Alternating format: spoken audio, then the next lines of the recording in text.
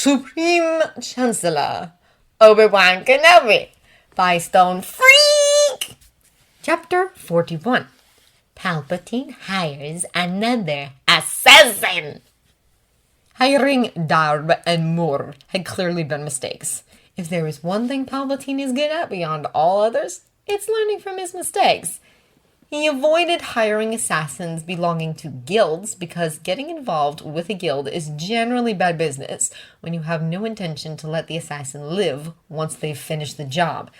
However, all the best belong to one guild or another, so for the sake of finally being rid of Kenobi, Palpatine will simply have to risk gaining some enemies. More of them, at any rate. He has kept his true identity secret from the entire Republic for decades.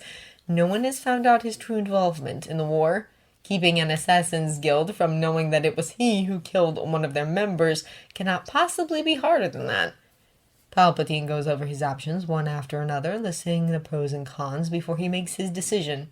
His Slit and Die, an all-female assassins guild known for their superior skills at espionage and staying untraceable, will do just fine. Just fine indeed. So you want me to take out the Supreme Chancellor of the Galactic Republic? The hologram of a female Twi'lek crosses her arms and cocks her hips slightly. Correct. However, there are a few more requirements for this assignment. Palpatine stretches his senses out with the Force. No other life signatures around. Good.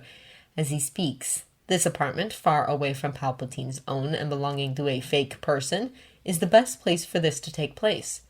Even should the signal get traced, there is nothing that leads back to him. Palpatine has ensured it. Oh, do tell. Extra demands might up the price. The assassin seems unimpressed. No matter. I want collateral damage. Specifically, I want it to seem like the Chancellor is collateral damage rather than the intended target. In other words, you won't mind if a few other senators get caught in the crossfire.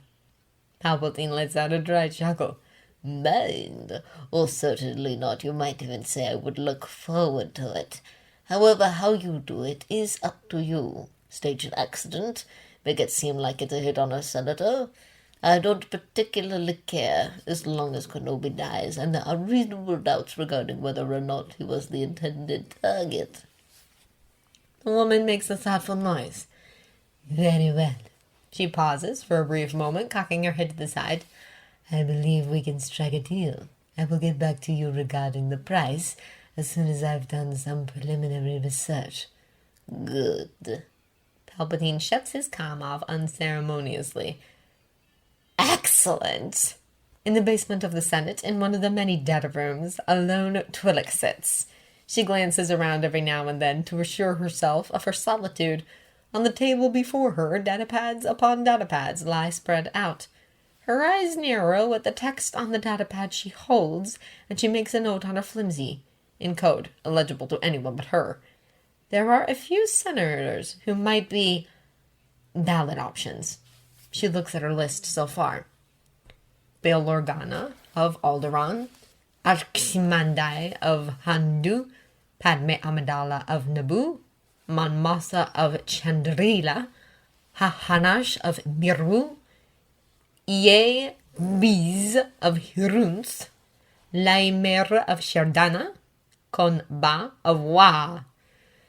Considering the amount of senators in the Senate, it's a meager amount, but perhaps this will help her choose all the better. The fewer the options, the easier the choice. It gives her more time to really dig deep into each possible choice.